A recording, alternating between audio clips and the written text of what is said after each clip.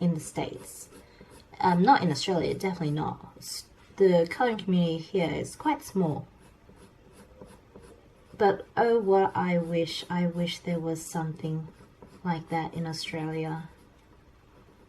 But when I think about it, the colouring thing is not part of my age group, I don't think. I'm in my, say, late 20s, and people in their late 20s I don't think are doing that. You know, they're traveling, they're doing sports and fitness and all that stuff.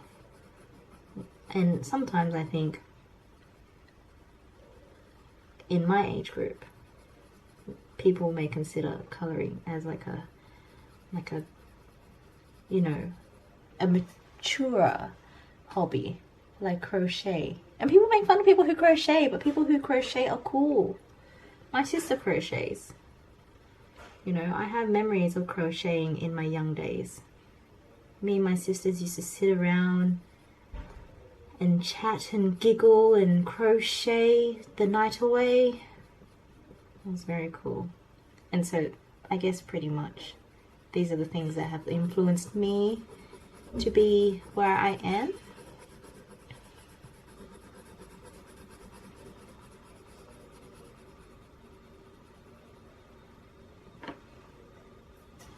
I'm going to rotate, kind of spin the page a bit. I'm going to zoom out as well, sorry. I know you guys really like it when I'm up close, but I'll try and just edit it so it's closer for the screen.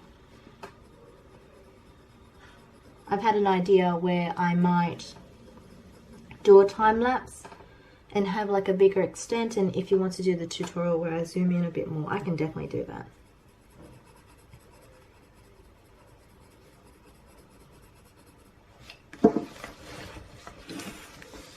Rotating the page is going to make everything so much easier with your movements and your strokes. So twisting the page is really useful. I can't do that completely because I'm on camera, but turn the page as you do these strokes. It will make your life so much easier, and it will give you so much ease when it comes to your posture and how you're sitting as well. And you're not going to be in an awkward position. Like right now I'm in an awkward position just to do this footage.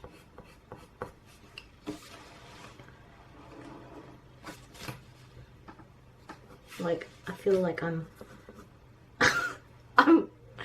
you should see my body posture. I'm like hunched in my chair like a hunchback, trying to color this because I'm trying to keep the book in view and also put myself in a position where I can do the strokes along the curve with ease without bending my book.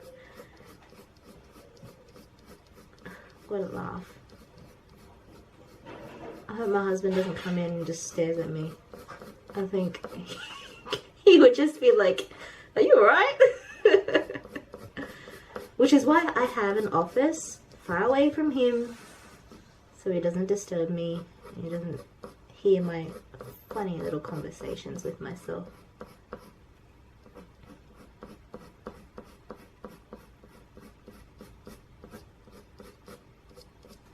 I would have considered streaming or twitching this or something, right? But I have no idea how to twitch or how to set it up. Like, I don't have a setup for it. I don't know how to do it. And it's just so many things to juggle.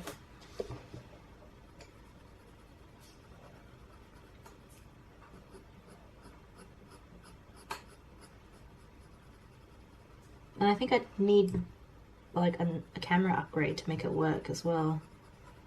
I'm really happy with the camera that I already have.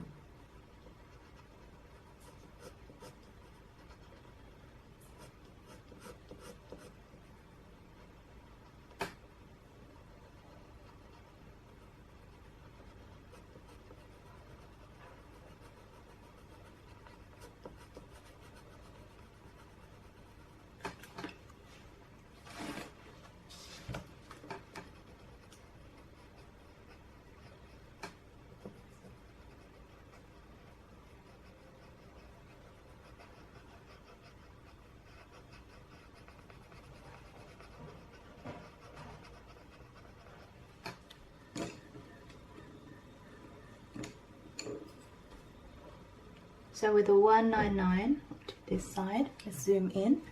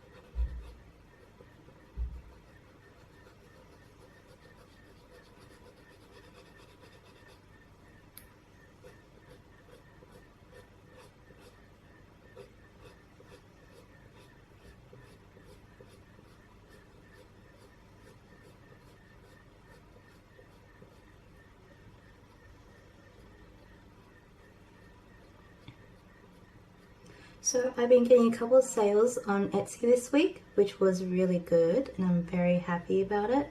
If you guys didn't know, I am on Etsy, and I currently am working on my first series of artworks that will be available. There's currently 24 in this set. I'm thinking I might bump it up to 25 just to make it just a bit larger, and then I'll start working on the layout and the cover. But the theme is, like I've said before in my other videos or even in this video, it's about the people I love, it's about magic, it's about these individual personalities and their traits and how they each have something of value and uniqueness to bring to the world. Whether is they're confident, they're strong, they have a dark side, they have a innocent, sweet side, or they just exude confidence and magic, you know. And that's what I'm trying to share with the world, that we all have our unique abilities and skill sets, and we all have something wonderful to offer. And so each piece is special in itself.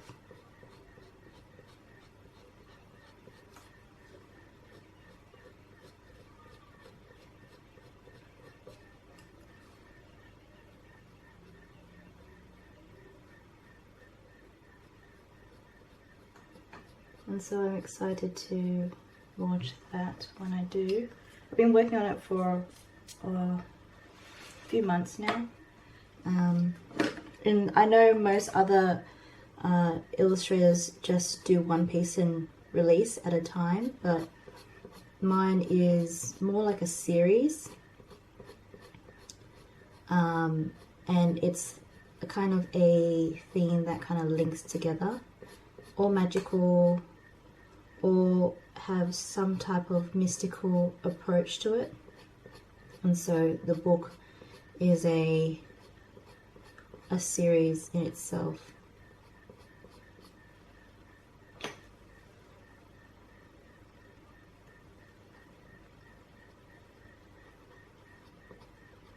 This piece that I'm coloring right now, it doesn't look like it's hair, but it is. If you look at the original painting, it only goes down here and on the side. It doesn't go to the left here underneath the flower. So you've got to be careful. Which is why, like, my book has taken so long, because I've been digitally rendering them, and it takes each of these pieces to be rendered digitally takes at least, I don't know, maybe from start to finish, probably 24 hours. That's the drawing and the coloring aspect of it. And so it takes longer and is more detailed than what I can achieve in a colouring piece. I'll probably do maybe a couple of colouring pieces after I launch, see how I go. But the reason why I rendered them is because I think it's important for followers to be able to see a reference photo, to know the level of details or what type of details are in each of these pieces that I have envisaged.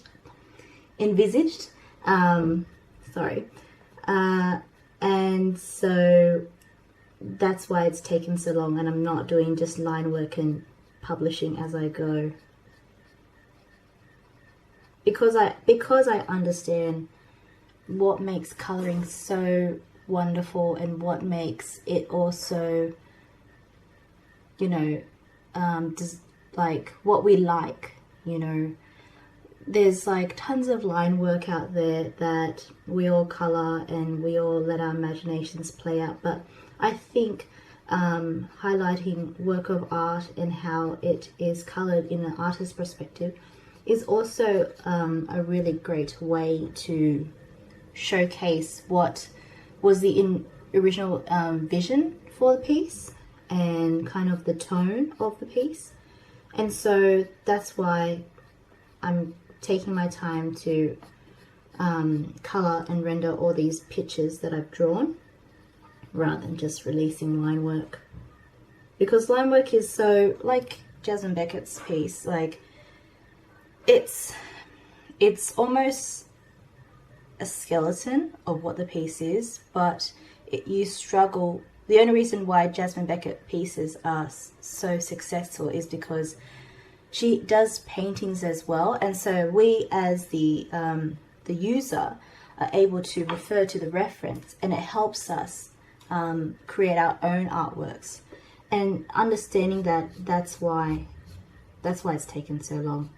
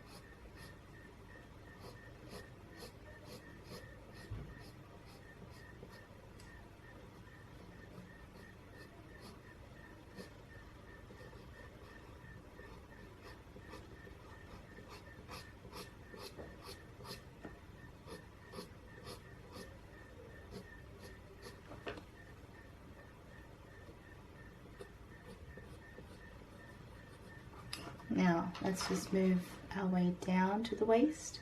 So there's hair down here.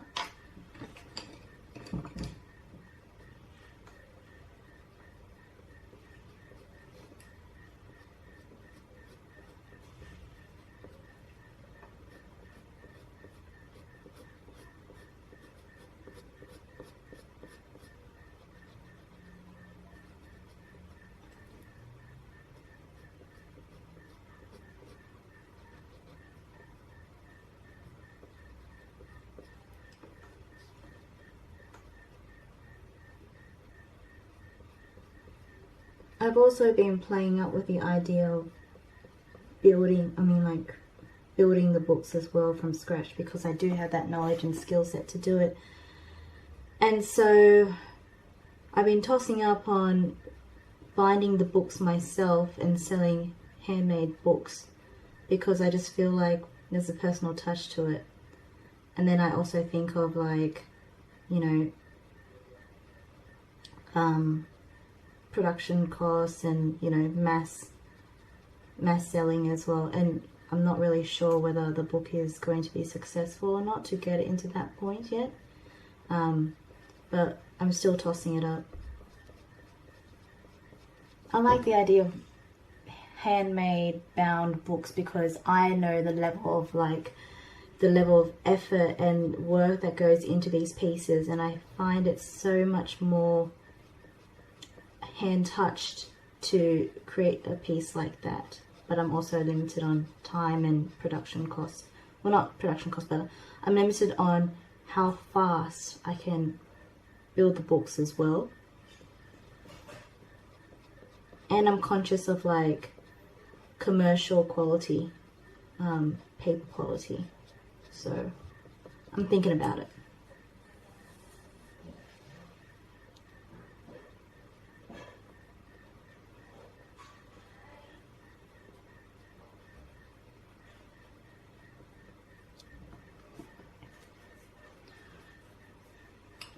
So we're doing the hairlight strokes. We're going to finish this top bit off because it's quite more complex than the other pieces.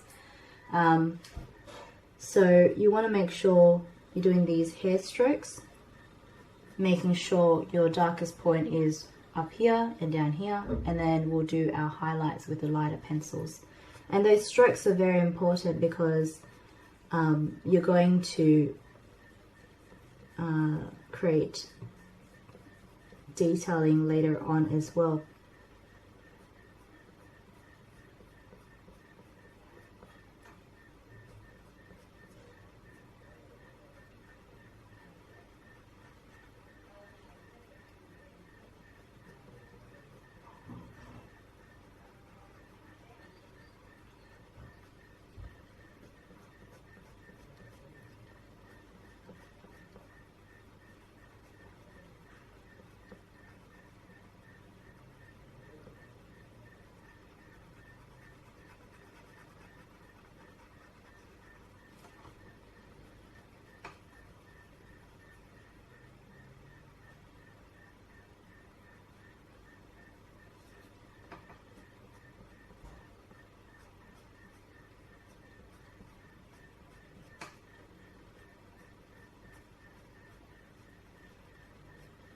I have decided to not join in with Inktober this year just because of everything that I'm managing with working on my book, editing footage and doing the tutorials.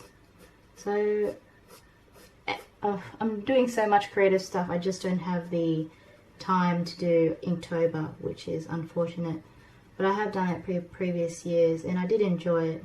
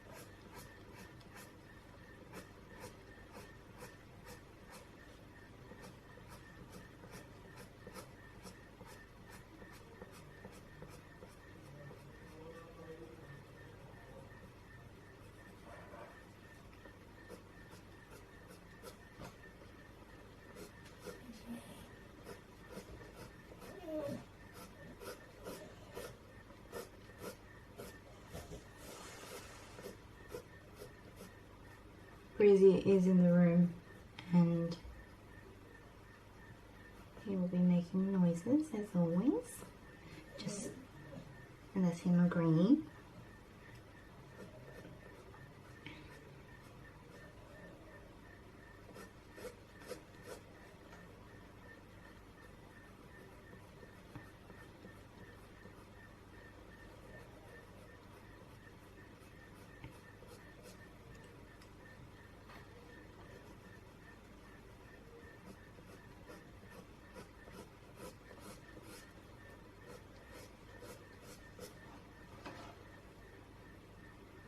We'll do more on this right side because it's just not even.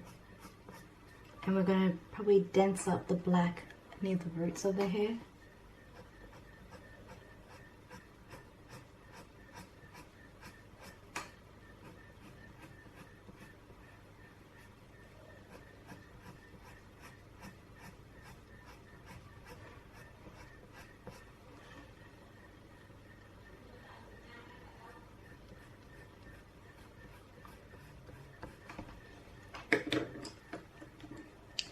we're going to go in with another color. This is 255. I apologize for in the past, like I swear sometimes I mispronounce numbers and it's right in my head, but when I say it, it's just totally wrong. And to say that like I'm not dyslexic, but I just know that just the way I'm communicating is incorrect, and I apologize for that in the past. I'll do my best to make sure that I don't make the same mistakes in the future. But that is why I always tell you guys to refer to the bottom left-hand screen for correct numbers, because I always correct it in the editing footage. So apologies, and I'll do my best in the future. And it's probably why a lot of the tutorials you see online are just of a speed art time lapse or a speed tutorial, which is like a 30-minute thing with numbers and just music. For me, I think company is so much better. Like having human voice going through things is just more comforting than just music and looking at the screen. It's nice to have company because coloring is it can be a very introverted activity, especially if you're not doing a lot of the coloring group Twitch streams, and so voice in audio is so nice because you're able to make a connection, you're able to get to know the artist and you know, build that friendship, which is like what I hope with my viewers. Like I hope that by you watching my videos, you know a bit more about me, and we have this, you know, like there's a connection, and then we can get to know each other and stuff. Obviously it's only one side of me because I'm just talking to the video, but if you ever, you know, feel like you want to reach out, because my followers and viewers are what makes this channel survive. And do you want to talk, you talk, message me. I'm always on Instagram, so happy to receive any comments, feedback, or just start a conversation. I've had wonderful viewers in the past just reach out to me and just talk about art stuff, you know. Talk about what's going on in the world, how's life, are you safe, COVID stuff as well, and like other things, like just making jokes and stuff. So I'm happy to have a comment, like to, you know, receive a message and all that.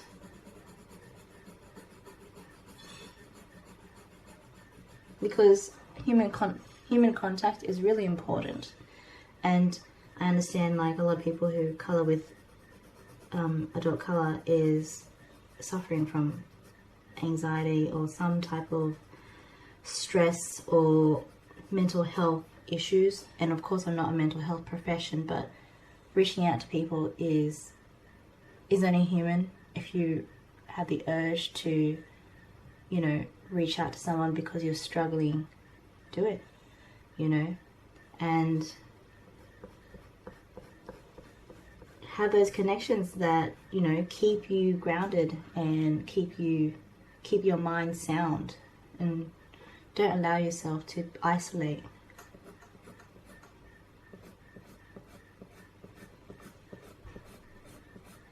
Continuing with the strokes, we don't want to make it too dark,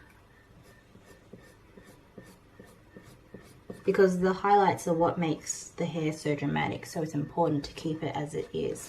So let's just zoom out, because I think you know the tutorial for these hair strokes. That's a good one. Okay, there you go. So yeah,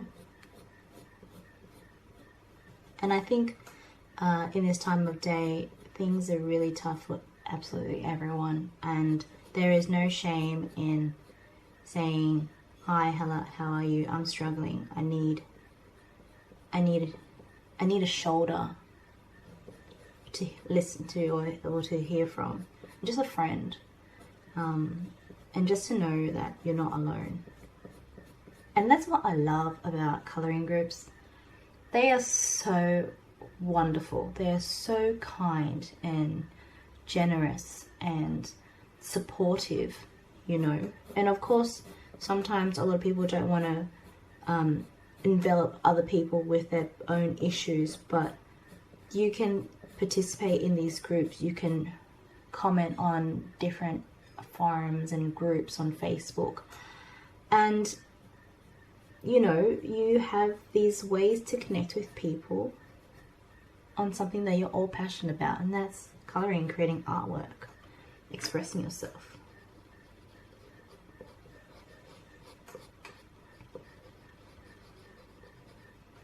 I wish I knew how to Twitch, because I don't think I have the setup for it, and I wish I did, because I would love to just like jump on Twitch, see all my followers, and just do all this, but on a live platform. Obviously there'll be like, I have to still edit the footage. Well, that Twitch stuff can be live, but then there's all this other stuff that will come, the tutorial will come afterwards, but I really don't know how to Twitch or stream or that type of stuff. I only know how to film and edit and upload. So if you know how to Twitch, or you know, you Twitch yourself and you know how to get set up, please comment below or please message me. I'd love to know how to do it. If I could do it, I really would. And like, I always have thoughts in my head. Do you guys like seeing a face to a name? Like, I know I hide a lot behind the camera and you only hear me speak, but you rarely ever see my face. And I haven't shown my face in over like 5 years. I'm just curious whether it's something that you need, something that you want. See a face to a name, see facial expressions when people are expressing and talking to themselves. And so Twitch would really much achieve that. Like being able to see this, and I think I'd have to have a couple cameras going on.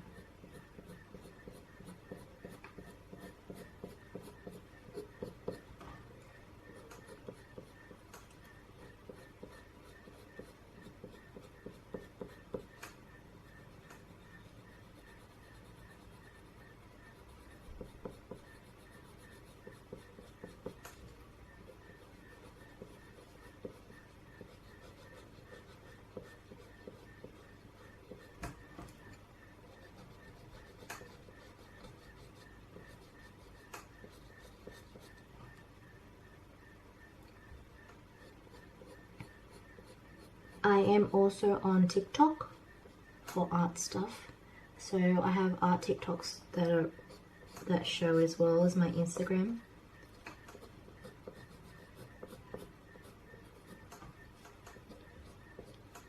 So if you have friends who color, please show them all my social handles. I'd love to, you know, grow my following, make a difference, reach out to other people.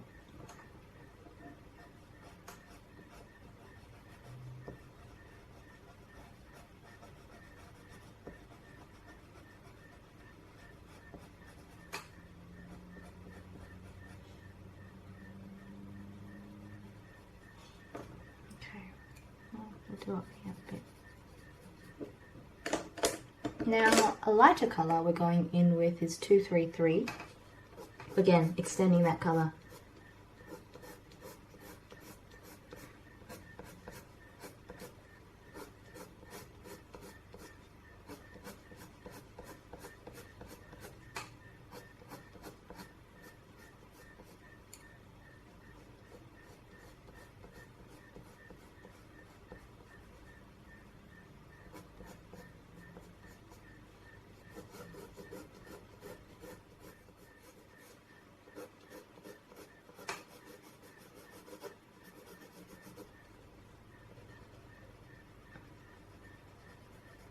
My wonderful employer sent me a $100 gift voucher and I spent on art supplies. I didn't buy anything extravagant. I bought like a lot of replacement pencils for my Prismacolor set, and I got a quality watercolor brush and a book. The book is coming soon, so I'll hopefully show you that soon. And a product that I'm going to probably show you in this tutorial, because I don't think people want to see like a this is what I bought type of video, and see the little things that the little new things that people could buy. I don't know. It is quite interesting to see what other artists buy and then purchasing it yourself. Like what did Tao from Shine Bright Design make me buy? But look, I'm happy to showcase them in my tutorials because people will see me using it and ask questions. But I don't know about singular videos where this is what I bought, this is how much money I spent. I think it's too much of my old content where it was too, I bought this, I bought that, and I'm really at a humble point now where I'm just like, I don't really want to flaunt too much because there's a lot of hate. So I'll show it in this tutorial, and hopefully you guys like it. I'll put it in the description box below.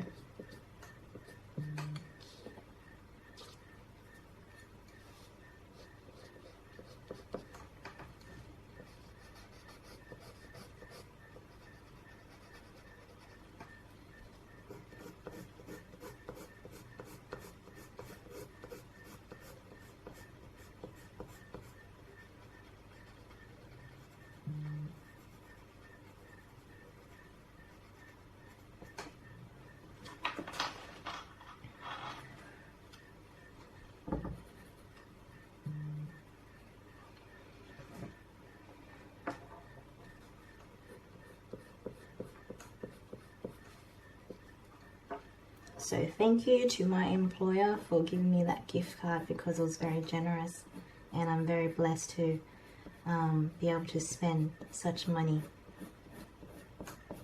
Because art supplies is expensive, I know, and a lot of people question whether they just buy cheaper products for a certain amount of money or they just save. And for me, it's quality over quantity. And I think it would be smarter to save your money and buy a whole set of pencils that are of high quality, or else buy the singular ones and just build up your collection. Because quality is more important than quantity. It's just the vibrancy of colors, the light fastness of colors, the archival point. So that means that it's not going to fade. It's not going to fade or crack or anything like that over time. A high quality pencil will keep its pigment for a long time. So the Faber Castells, the Polychromos, the Prismacolors, Holbeins, Derwents, they are light fast and they retain their color over years and years. And light fastness really just is determined by, if you put this piece against light, is it going to fade? Is it going to become dull over time? And honestly, it won't, because I have finished pieces that I stick against my window and they've been sitting there for months and months and they haven't faded over time. They're still vibrant as ever.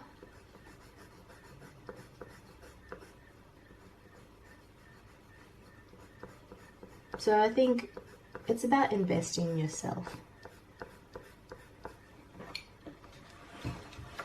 Save a bit of money and then buy it. Or build up your collection. And a lot of people always ask, what is the key colours that I should get and build up my collection? Well, it's all really individual preference, really. A good combination of skin colours, a few combinations of florals, you know, and then you just build up from there. And then tracking it through, you know, colour charts, so you know what colours you have in your collection and building it up.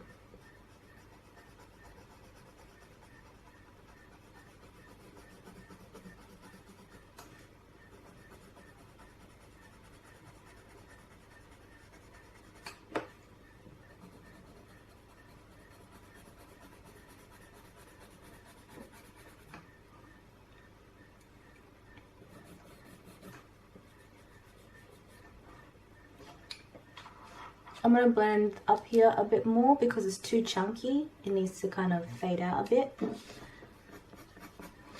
And the way I'm going to do that is I'm just going to do more hair strokes to blend it out.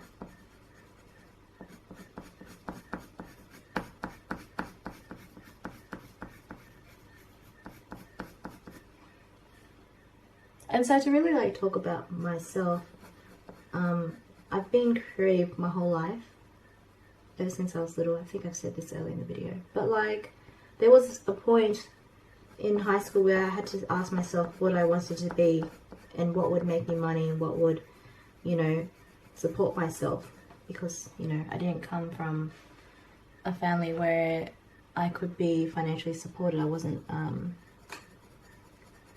I don't know what the word is, but like I wasn't blessed like that. So I had to think about what made me money. And my dream was to always be an artist, like paint and actually sell art. But then I thought to myself, thinking about the old days, old school Leonardo da Vinci days, it's so hard to make art and sell it on the scale that you need to support yourself to be famous. And I decided to go into visual communications, which is basically graphics design. But graphic design is very broad on its own way. But like, I specialize in layouts, I specialize in branding and I guess publishing. Not so much marketing, but more like layout design. So that's my specialty, as well as coordination. But like, it's not a creative, it's not really creative like how you are with expressing yourself with colors and art and stuff. And in design, you work towards a brief, you have a client and you do that. It's never a self-expression thing. So the artist part of it kind of diminishes, and more like you become a tool to create something for someone. And that's why I started this channel, because I craved being able to express myself through an art form, to be an artist. And so this is why I do what I do on YouTube. This is why I illustrate and try and sell stuff on Etsy. Because the ultimate great dream for anyone is to create art that touches other people. Going in with another color is 231. When I leave some bits white, by the way, to fill in with white. But we're going to use this color to, I guess, blend it out a bit further. Yeah, so the real thing about art is creating art that connects with people, and creating art connects with a certain type of people, whether you're a landscape painter, connecting to people who love landscapes, whether you want to create portraits of other people, because portraits are very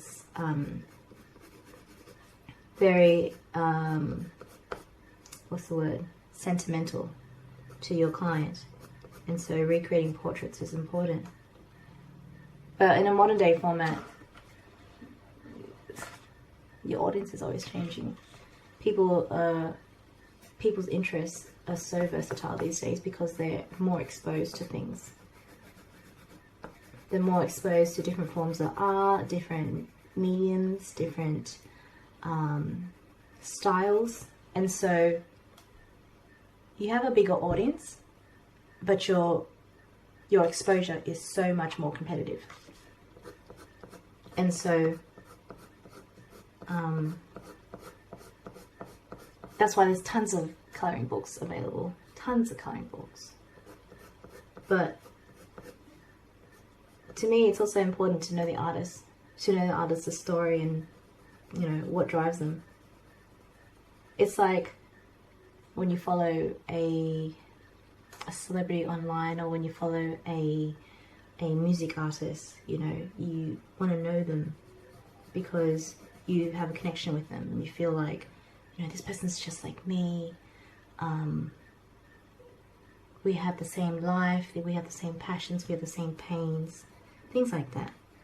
And so I think it's important as an artist to share your story, share your inspiration, where things come from, rather than just be someone who just draws for the sake of drawing.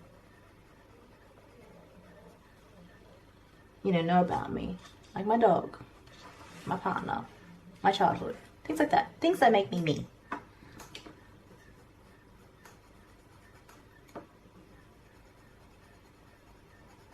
Because I think online, like, people are more likely to support you with your dreams than anyone who's in your actual circle, because some people in the other parts of the world understand where you're coming from, whereas some people in your circle don't, or they just can't relate. So connection is important, and talking to other people is important. Don't be shy. I think that's why a lot of young people who know how to use social media and use technology, they can connect with people overseas. If they seem like a very isolated introvert person or lonesome person in one place, maybe online they have a circle of friends who they're close with. And so if you have a child who is always locked in their room all day and doesn't get out and stuff, they may not be alone, really. They may have friends online who they have a great connection with, that they haven't found a connection in your hometown. And so, to me, kids who play online, I'm not really worried about, because it's a way of them making their own connections in the modern day. And it's just the way it is. Because in a small town, you could have a certain personality type that doesn't click with other people, because your town's so small. You can't expect a person to change to fit in, and it's not something that should be encouraged. What should be encouraged is authenticity. Be yourself. And when someone is truly their self, they are at their happiest point in life. It's really hard being one-way conversation. But yeah, tell me what you think. It's very challenging, I think. I don't have children, but I have nieces and nephews. And I grew up in the modern century. What was it, the 20th century, whatever it is, where technology was booming.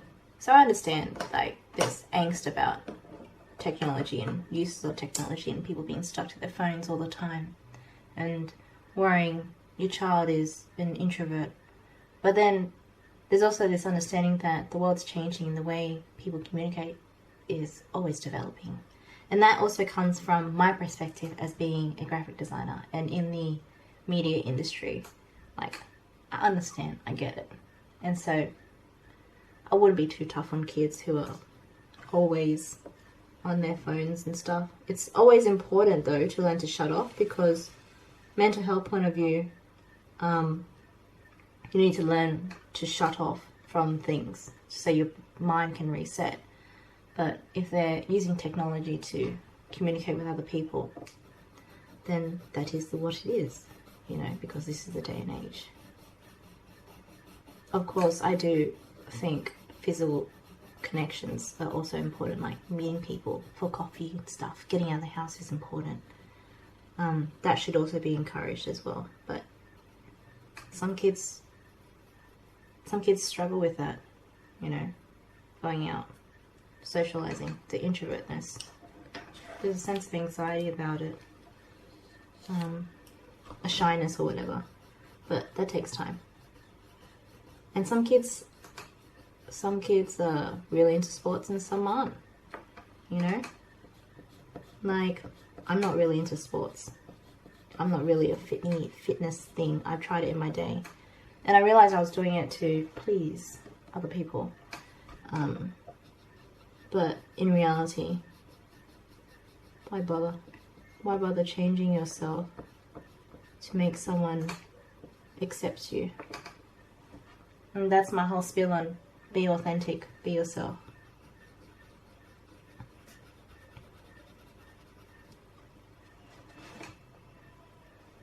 And so with this white, which is the 101, you're just going to burnish at the highlight points and bring it out.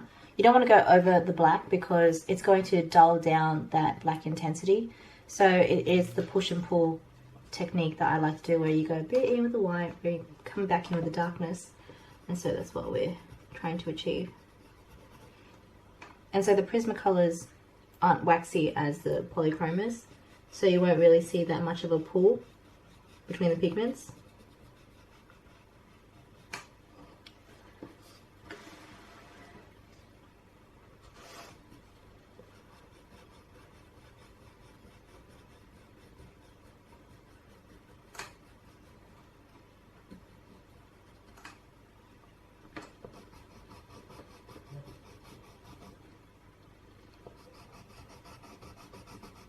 So in Australia, they're opening up the people's COVID bubbles, and people are starting to go out, the ones who are double vaxxed, and eventually the whole country will be as normal in December.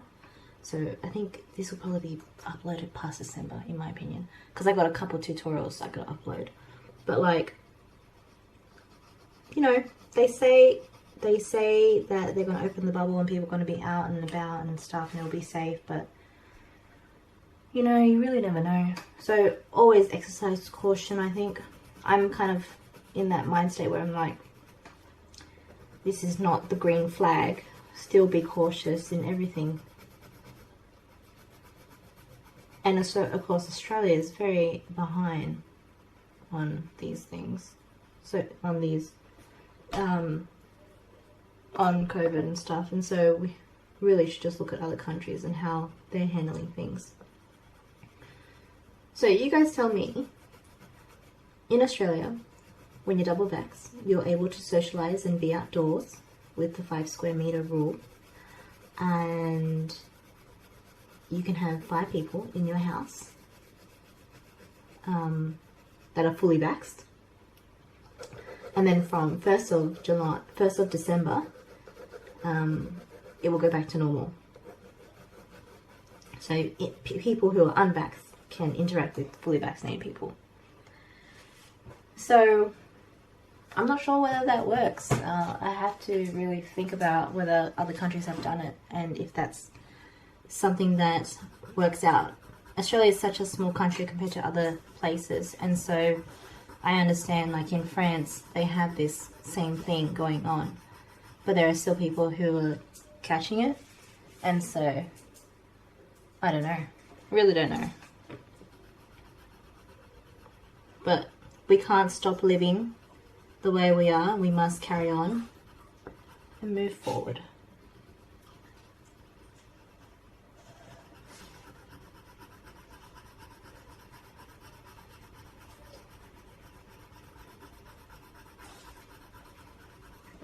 I've been doing reels on Instagram for months and months. I swear that there was a strategy saying just push out reels and stuff, and you know, you'll get a following, and people just pop up and just follow you and stuff, or something about the algorithm, right? If you just do reels. I've been doing reels for so long, and I swear the following hasn't grown that much, but I know the coloring world isn't that big, so I'm kind of at a point where I'm like, this is it. So yeah, but I still love doing reels. I think they're so fun.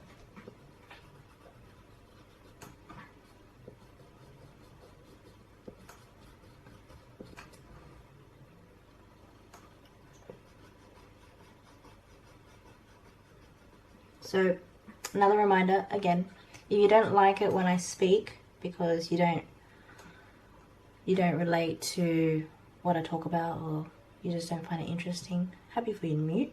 You can mute it, throw your own audio on top, or whatever music you listen to on top, and the tutorial will just follow, and you can just follow the bottom hand screen for numbers and color codes. So I don't take any offense to it. like the way I've built this channel is so that anyone can take whatever they need from it, you know, whether you're here for the company or you're here for the tutorial or you're here for some companionship. I will happily oblige, you know. It is what it is. Not everyone's gonna, you're not gonna please everyone, but I will try my best to, you know, to meet everyone's needs on this channel. So I'm going back in with that 225. And so now that we've done the white, you're going back in with the darks. And that is just to blend out the intensity of things. And everything looks really good up until here. So the crown of the head is, it looks like there's a bit of holes there, and that's because of the blending. So we're going to go back in with some dark colors and kind of blend things out because I think it's a bit patchy.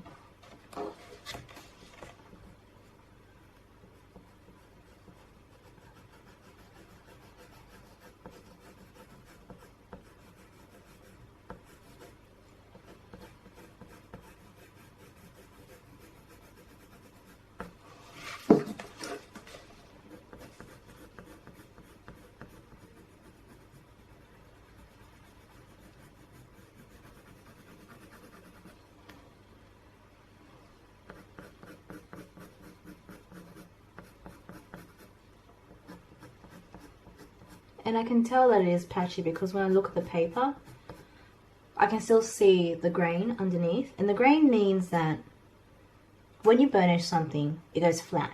When you see the grain, you see like little specks of the paper underneath. So that means you haven't flattened things completely. And so that's why it looks a bit pixeled.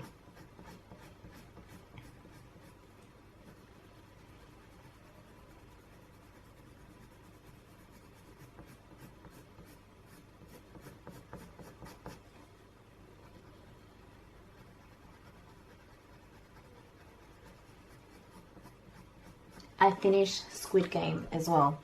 If you guys don't know, there is this new thing that everyone's watching, which is Squid Game. It's a Korean series.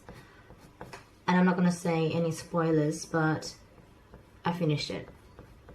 Tell me if you guys liked Squid Game, because I watched it.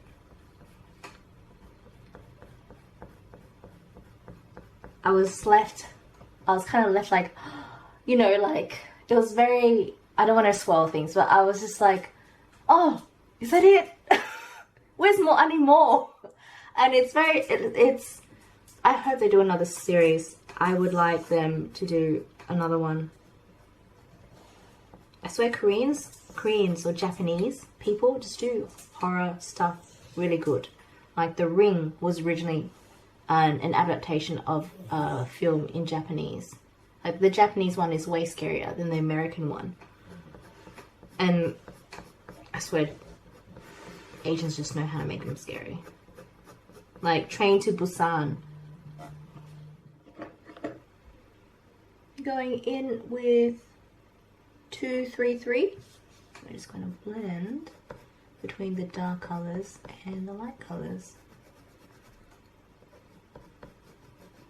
And this will cover up the paper grain as well.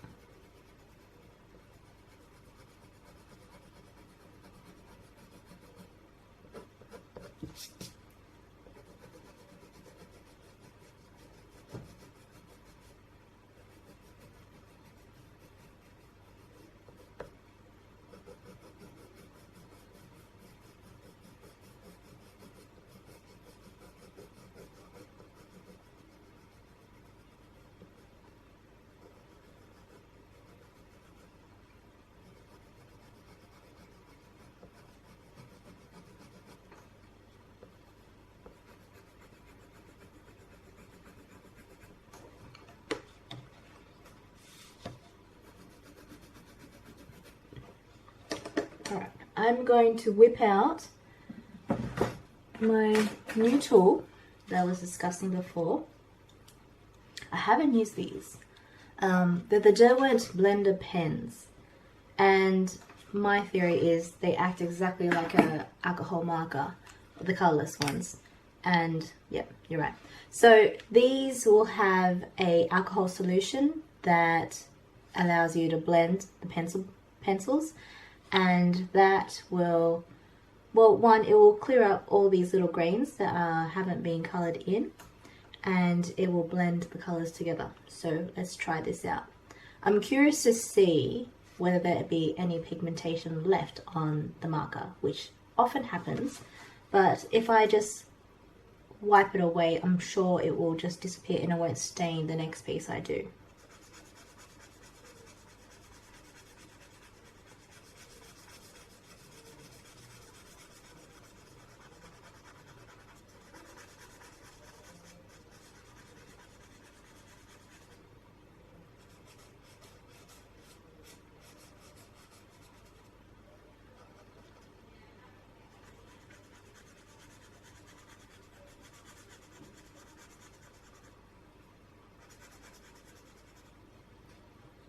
I do notice that it's working, but it does kind of create a line. So let's see if I can fix that.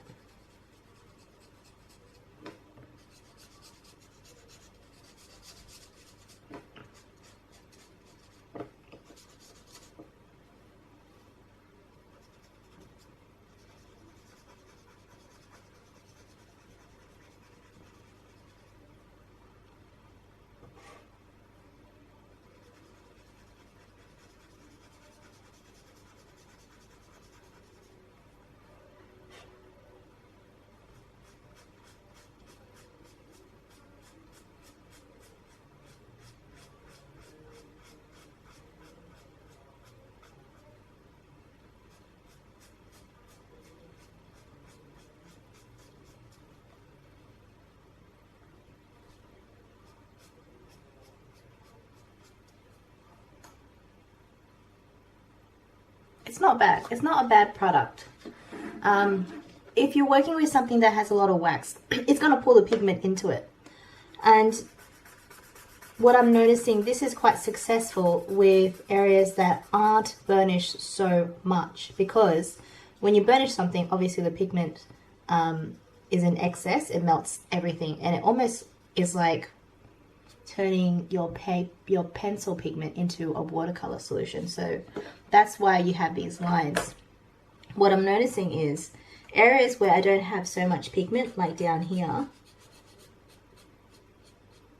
it's not so bad.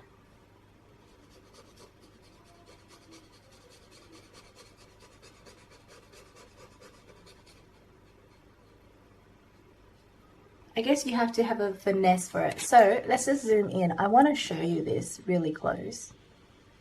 And see how I have that grey line to the right? That's what I don't want. And it's because it's melting all that pigment.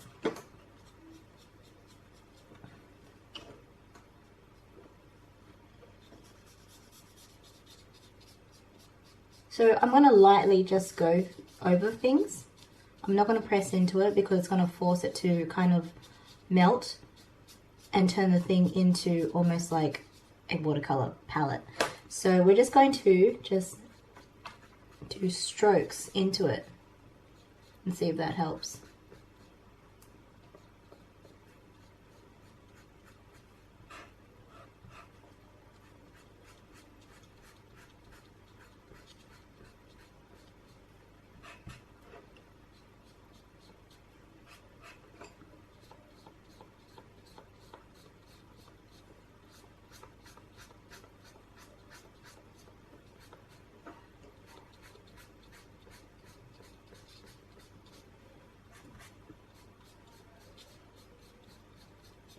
And like Copic markers, once you do this type of texture work, you can go on top with the pencil pigment. So we can probably go back in with the white.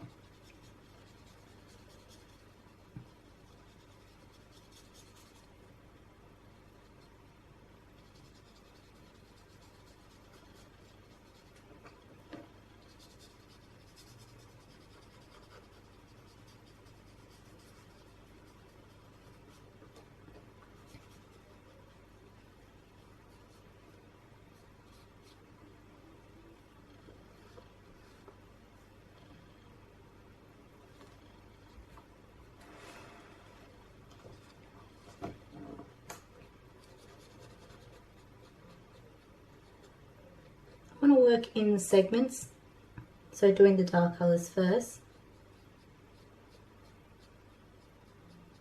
and kind of just not press right into it and drag the pigment, but just put strokes. So it's like I'm almost going over that area, but I'm glazing the existing pigment that's retained across, and that way I'm blending it like there. That looks really nice. And so there's it seems from my first use of this, there is a finesse to things. But I think it's best to work from light to dark, or dark,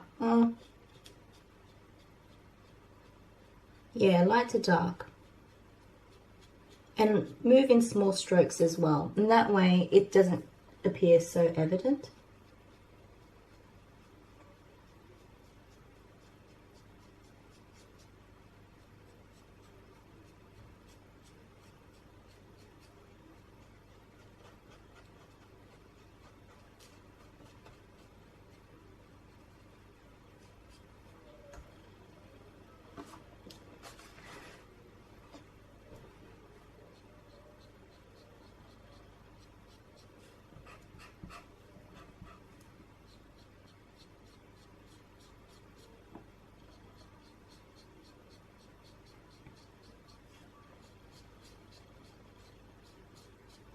This is the same principle as working with a colorless Copic marker. It's probably the same type of product. It's exactly the same.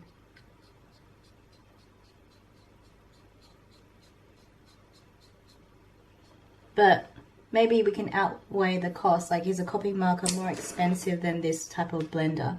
This comes in 2 as well. It's got 2 markers with it. And I'm pretty sure I paid around $20 or under $20 for this.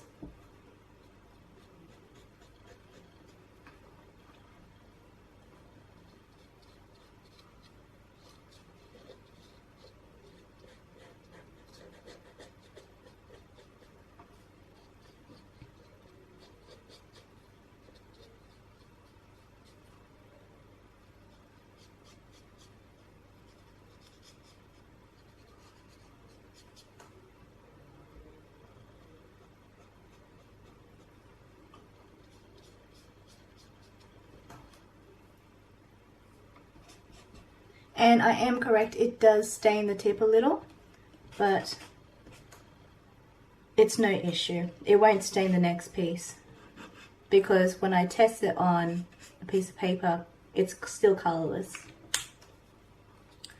Do I like it? It's not bad. It's exactly like a colorless blender, but do I think it's smooth and blended as using pencils? It's great for setting up bases if you're wanting to use it for that. But I am noticing there is that line that bothers me. So all I'm going to do is go on top with a lighter pencil and just fix up that blending there, and that way it will soften it out. And so the great thing about it is that you can cover more paper surface without burnishing the paper tooth. And that way you can still go back in with pencil and work into it.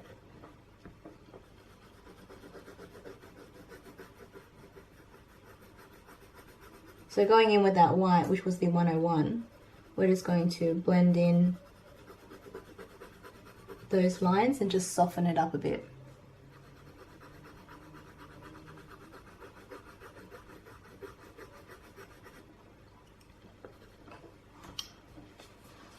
That's a bit better. So here, where we had that issue before, we're going to go in with the light grey, which is the 231, and you're going to go and run that across that line that bothered me before. And it's just going to really like soften it out. It's not going to, the harsh line will almost disappear. Yeah, see? So it doesn't bother me that much. So I feel like if you can definitely work with this Derwent product. Derwent is really great. Overall, they're really good accessories. The sharpener is great. The mechanical eraser is amazing. I've misplaced mine. I don't know where it is, but I love it when I find it. But those products that they use for art, the blender, the sharpener, the eraser, top-notch products. So I have real no... so I don't hate it. I like it. I don't love it. I think it's great. And I think there's other products out there that are really similar. Like you could do this with Gamsol and a brush. You could do this with a Copic colorless blender. And for the price, I think it's very affordable. You'd have to compare the amount of ink compared to a Copic marker. Copic markers run around $35 each, I think, from the top of my mind in Australia. These were like 20 bucks. You come with 2 tips. Copic markers have 1 tip, which is the marker blade, which is the angled one. So this, because it's got a small tip, like so. Ugh, sorry, should really zoom in. This, because it has like a small tip, like that, it's fine. And it comes with this size as well. So, varying factors. Both good brands between the Copic marker and the Derwent. This has 2 type of tip sizes, which is great. And, you know, it's a really excellent concept, the alcohol colorless blender pen. So I think it's really good. I recommend getting this if you don't like the Copic markers, and if you like having 2 size tips, I think it's great. And it's really good for detail. So I do think it's a good product. So I will keep that in my kit for future use. Now we've done all the hair. I think it looks great. I like it. So what I'm going to do now is the gold that's going to be in this piece, and then the elements in the hands. But first let's do the gold. So going in with 176, which is like a dark brown color, and we're going to use this color to establish the shadows in the gold pieces. Now,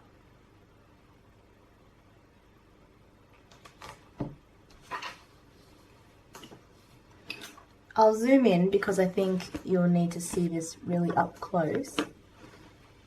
I think that's close enough. So let's just do the handles on this side, and we'll just move across as we go. So with that 176, you want to create the brown, which is in the shadows of this.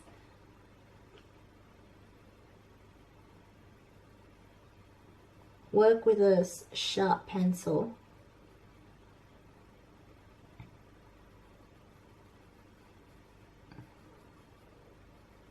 Because it's such a tiny detail, you're going to need a sharp pencil.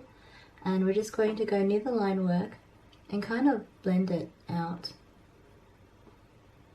Like so. So you're basically almost creating a shadow with this color on the line work. And you may not notice it later on, but I think it makes all the difference with these little shadows. And the same thing with the wrist.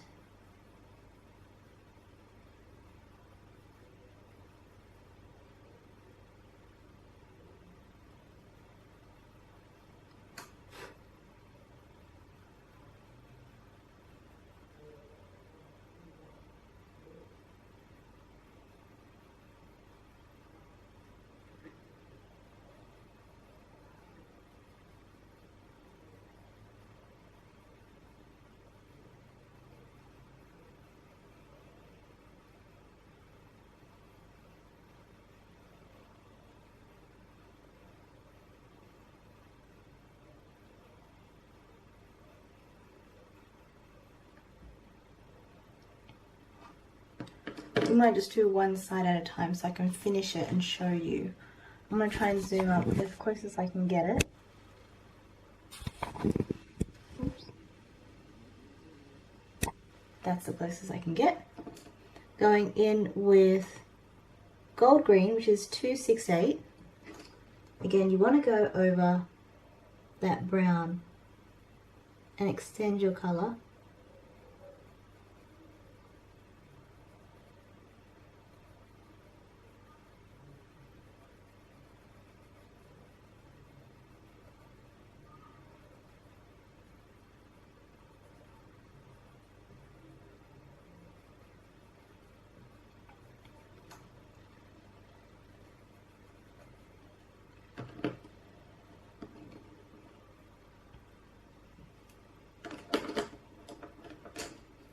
Going to go in with yellow ochre, which is 183.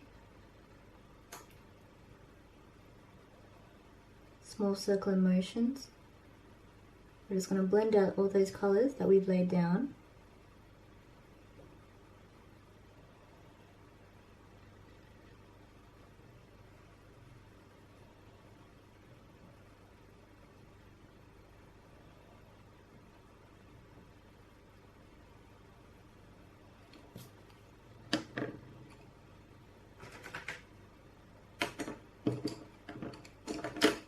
In with 185.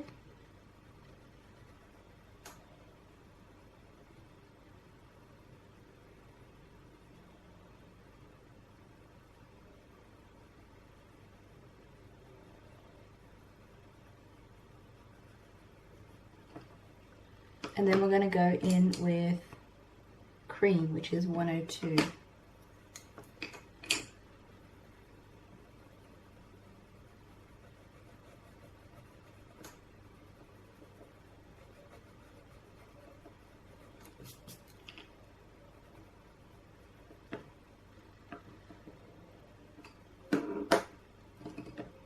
So that was my first one. I'm going to actually go in more with this Van Dyke Brown, which is a 176. And I think you just need to make things definitely more prominent.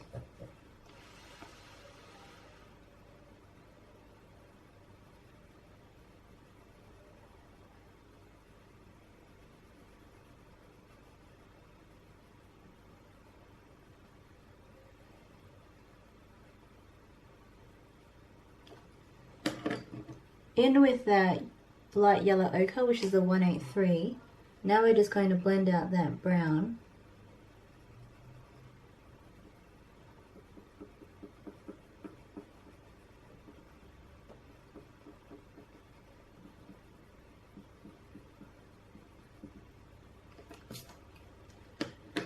I think that's much better. So the brown really is key. So what we're going to do with these two, we're going to go back in with that brown, which is the 176, and just make it really prominent. So you want to go in with a medium hand and just feather things out like so.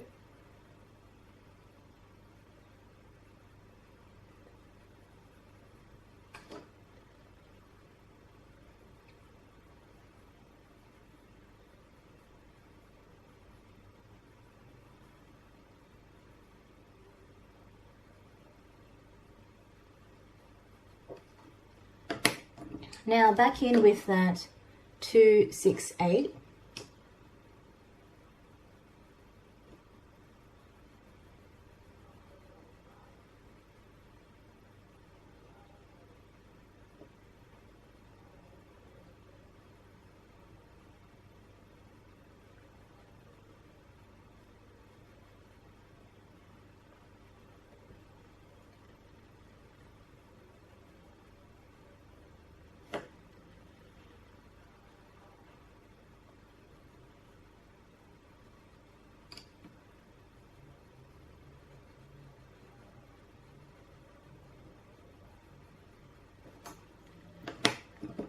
In with the 183.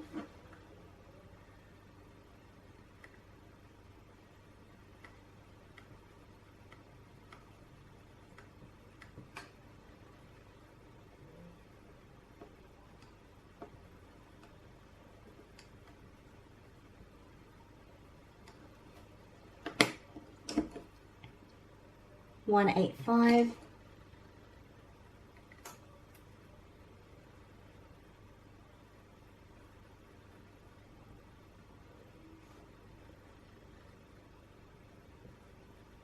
And then finish, bring that across more. Finish with the cream, which is the 102.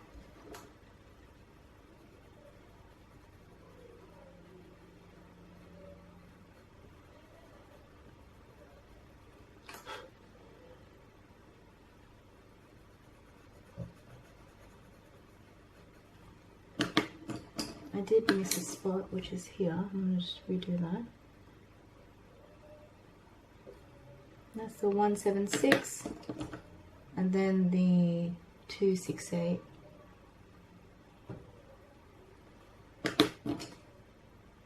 $183, and then the cream, which is the 102. Now let's move across.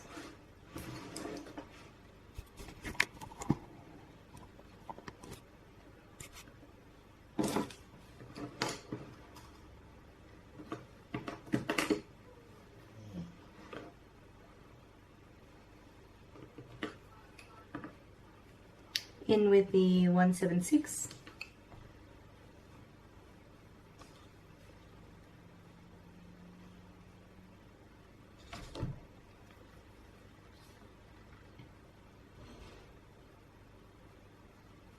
Doing like a celestial moon, like so, and a couple of lines here.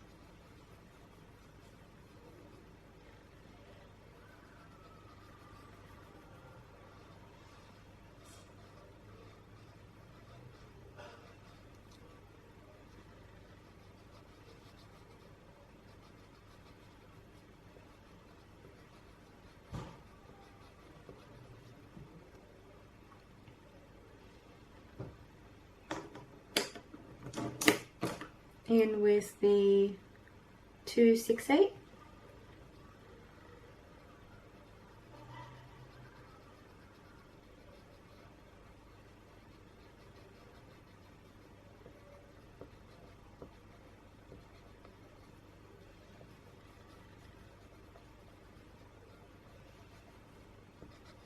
So I'm actually burnishing on that brown line and feathering it out.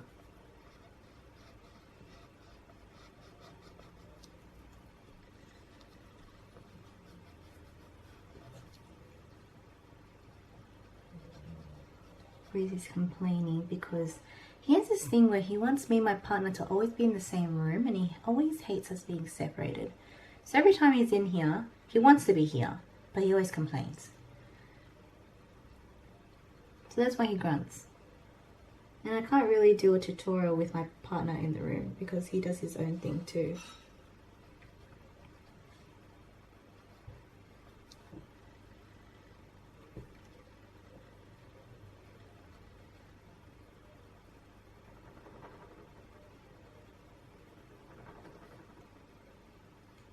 So see what I'm doing with the brown? I'm burnishing on top of it and then feathering it out. And it uses that brown color as a shadow, and the brown disappears. So you won't even tell that there's brown in it. But I'm using it as an undertone in a way.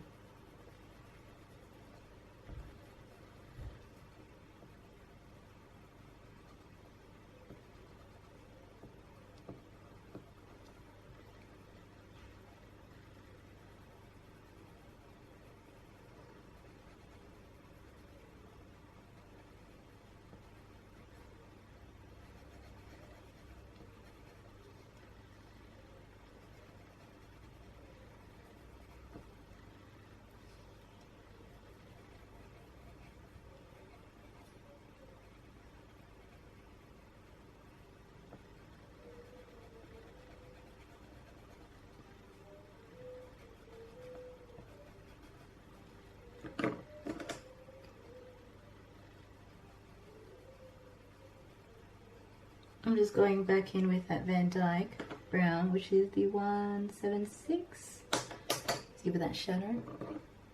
And it's already starting to look like gold, guys. Like, I've only used 2 colors. The next color you want to go in is 183. And what you're going to do is extend it over. So, you're giving the piece more of a yellow tone now. So we're moving from that brown.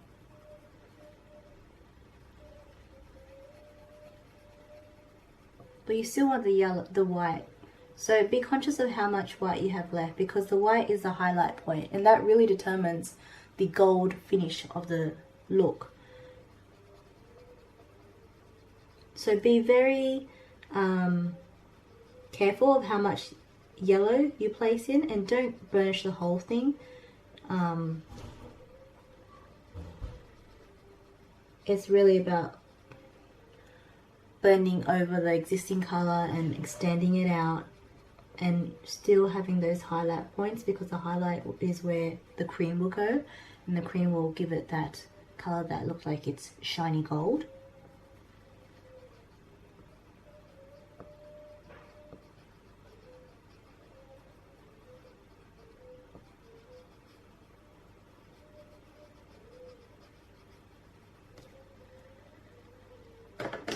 Now the next color you want to go in is with a Naples Yellow, the 185.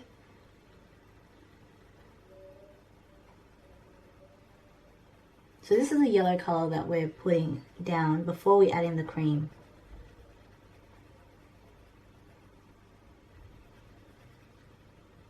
So you want to be very careful how much of this you place down. This color is the most yellow too, so it is really important, because this is what will give it the gold color.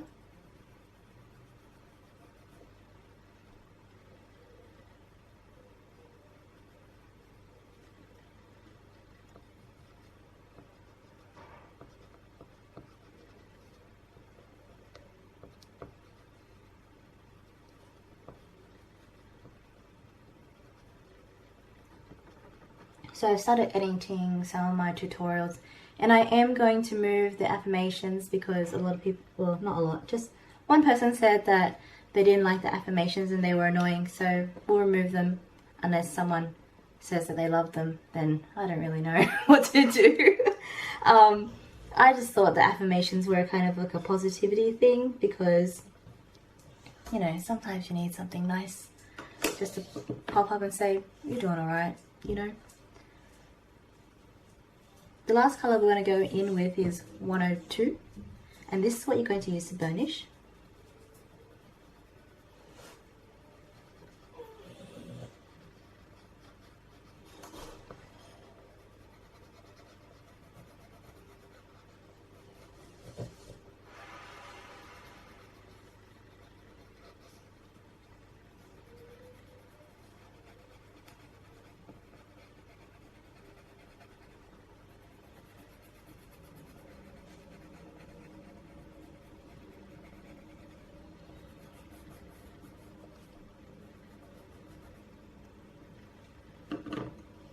So that's the gold. Now let's zoom out because I want to see everything as a whole.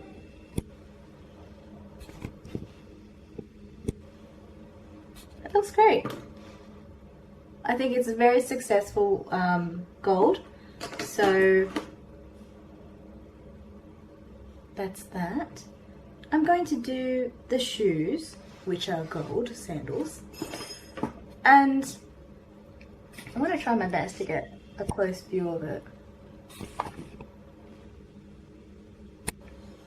That's the closest I can get. I'll try and zoom in further in the editing.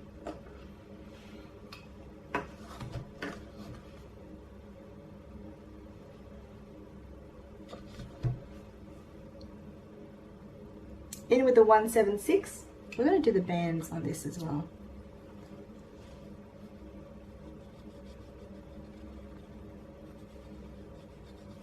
So I have a line, I'm going to feather it out to soften that. Place a shade of brown here, because that's going to get burnished.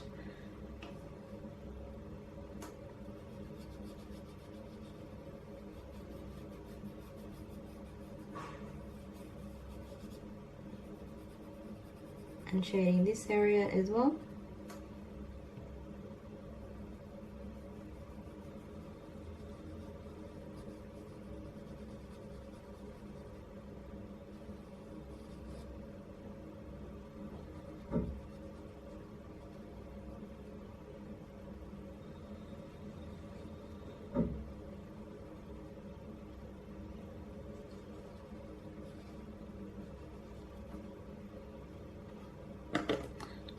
I'm going to do this in a gold paint because I want that metallic effect, and I'm going to do this in a paint as well because I also want this in a metallic effect.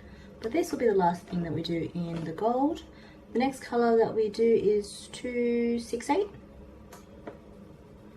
So we're going to go on top of that Van Dyke brown, blend it out.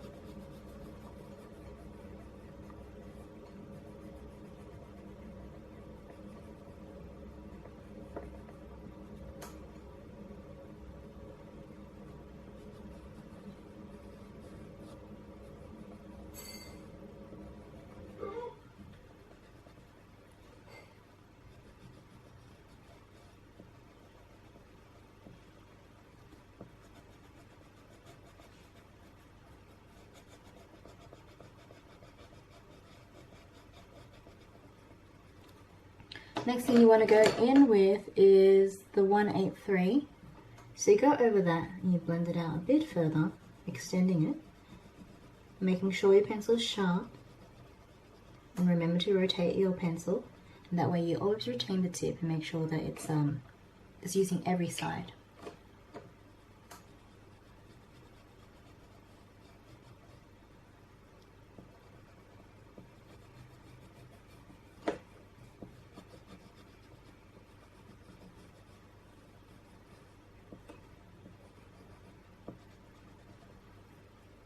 The next color you want to go in with is the Naples Yellow, the 185.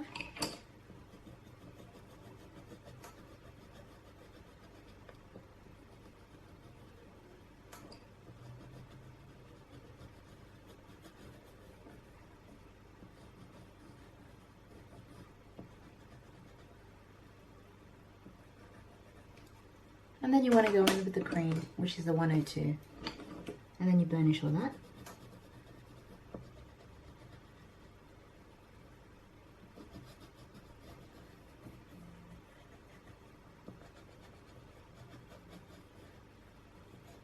You how to do one of these flowers, and then you're just going to duplicate the same technique for the other flower, so that way I only have to record it once. And you know, I find that sometimes it could be repetitive. So what you want to do is get the 142, which is the Madder Rose, and this we're going to do a Ombre Flower. So rather than doing a pink one, we're going to go to pink to white. So with this color, the 142, you're basically going to go in with a medium pressure and slowly blend this out and almost fade it out. So at halfway point,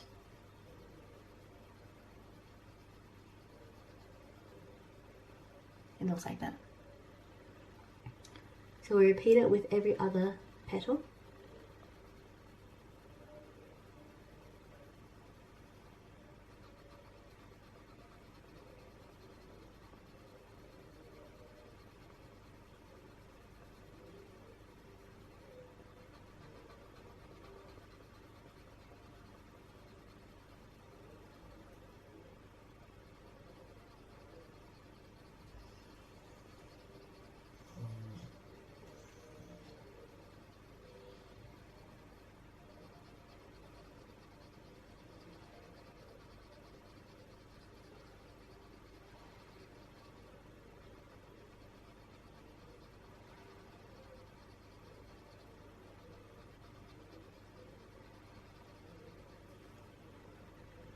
Like so. You then go in with a pink, which is the 129. You burnish that colour, the matter, with this, and do the same thing. Feather it out.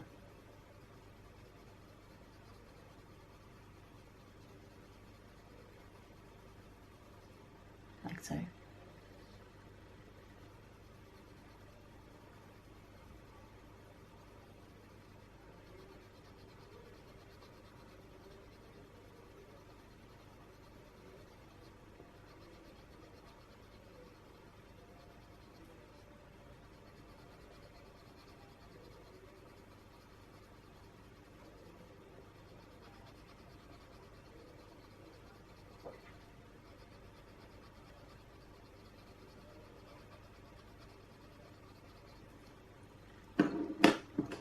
You then go in with white, which is the 101.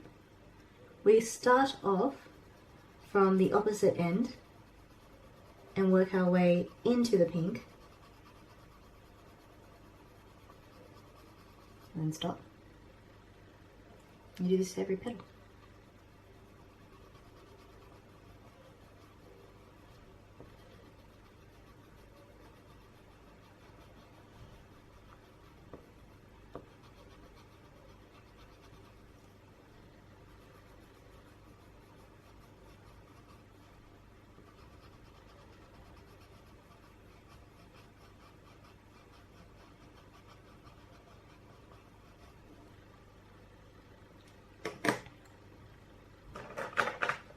Next, you want to go in with 170.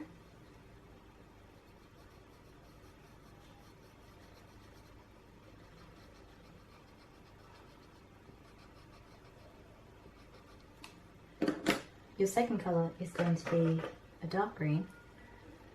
This is 158. You want to start at the base of the flower and work your way outwards, like so. And then to the left, and then you go back in with that previous green, which is the 170, and you burnish. So using two combinations, which is the 170 and the 158, you do that. So rather than filming the second one, I'm just going to repeat the same techniques. I'm going to do the gold paint section. So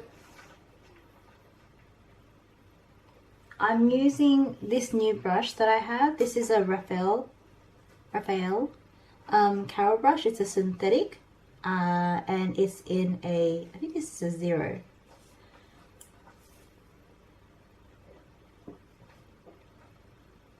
I'm using this product that I got from AliExpress. One of the better products is probably the Fine Tech Golds. I think is amazing. But this one works really well as well. It's affordable. So you can purchase from AliExpress if you're interested. Or the Fine Tech Golds are really nice as well. The only thing about AliExpress is sometimes you get it, sometimes you don't, and sometimes it can take months and months. So it's the risk that you take for the price.